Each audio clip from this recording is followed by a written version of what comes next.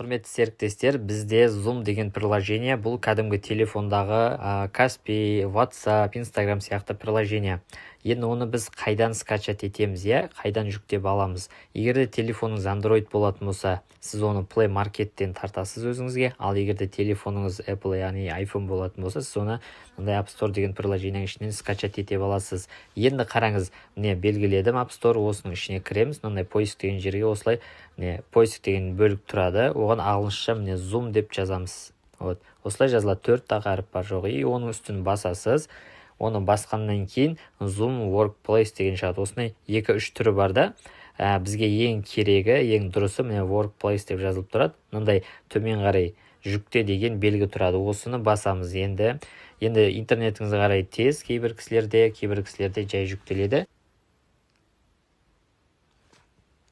Енді міне қараңыздар, скачать етілді, менде жүктелді. Міне Open'ді бассам, Zoom менде ашылады. Бұл тура осылай шығады. Енді көпшілік адам ары қарай бізде мынау регистрацияны басып, регистрация өтіп отырады.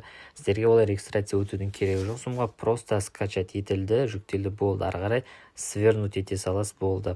Енді қараңыздар, Zoom арқылы сабақ деп айтамыз. Сабаққа қалай қатысамыз? Көпшілік адам сабаққа мына тұрған приложение Zoom'ды басып, сосын қалай кірем, ештеңе ашылмай жатыр деп сұрап отырады. Сіз сабаққа кірген кезде міндетті түрде WhatsApp-қа хабарландыру келеді. Осындай кезде, осындай күні сағат мынандай уақытта сабақ деген сияқты.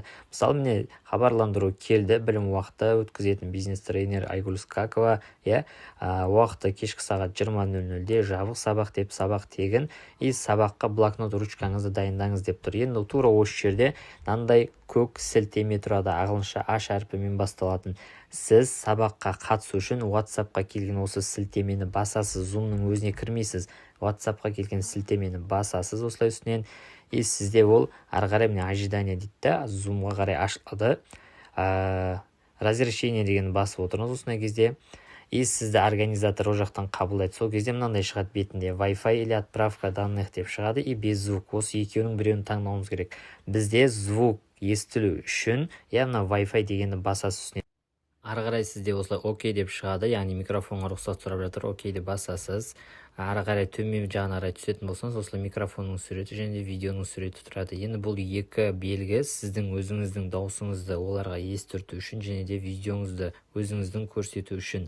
Енді сіз қаласаңыз видеоңызды өшіріп қойсаңыз болады, қаласаңыз қосып қойсаңыз болады. Егер үстіне қызыл сызық тұрса, видео өшіп тұр деген сөз. Егер де қызыл сызық болмаса, қосылу тұр деген сөз. Енді ары қарай сіз мынау микрофонның суретін басу арқылы өзіңіздің даусыңызды қосып, талқылау сабақтарында сұрақты қоя аласыз. Сұрақ қоятын кезде міндетті түрде осы жерден звукты қосасыз. Сосын мына жерде чат деген тұр. Чатта сіз жаңағы SMS түрінде сабақ жайлы өз ойыңызды осы Zoom-да айтуға болады. Осы жерге жазып отырсаңыз болады.